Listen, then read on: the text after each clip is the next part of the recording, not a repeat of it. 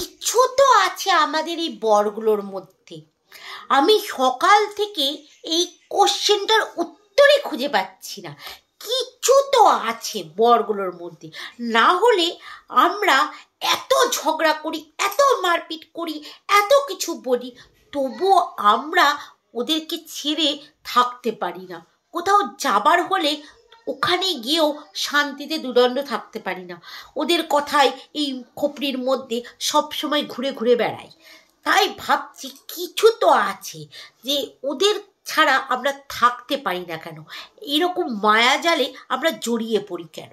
প্রথমে তো মুখে অনেক বড় বড় কথা বলি, তোমাকে ছেড়ে চলে যাব, তোমাকে ছেড়ে থাকবো না, থাকবো, তোমাকে, তোমার মুখ দর্শন করবো না, কত কিছু বলি।